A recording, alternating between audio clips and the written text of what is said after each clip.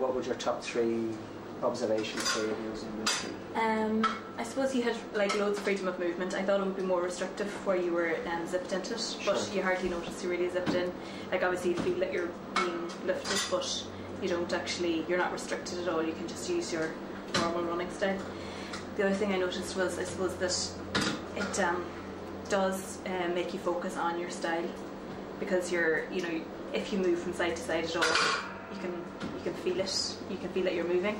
And I suppose in the marathon, like, you obviously want to run as economically as possible. So if you're only going forward and you're constantly thinking about going forward, I think it'll be good for your style.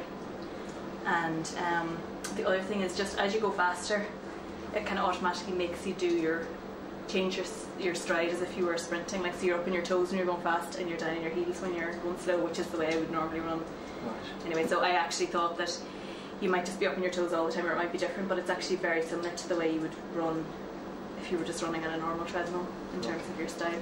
Okay, and in terms of speed, what did you find? Oh, so much easier to run fast. Right. Yeah, particularly as you decrease the amount of weight that's on your feet.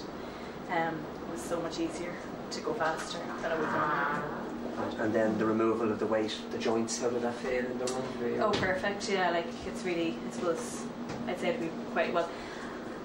I'm not comparing it against anything at the moment, but like, I did feel that, you know, you would have, if you had a sore knee or ankle or something, I'd say it would really just take any of the pressure off, you know, that you would have on that joint. Okay. Yeah, I thought it was very good. Use it again? Definitely, yeah, I'd love to. It's I'd say you do. I'd say you kind of feel like you're flying as well, so it's really encouraging. Like, you don't feel like you're actually, you know, training hard. Right. So like, I'd say you could easily do a bit longer than you would do on a normal treadmill. Right, okay. Just because it's much easier.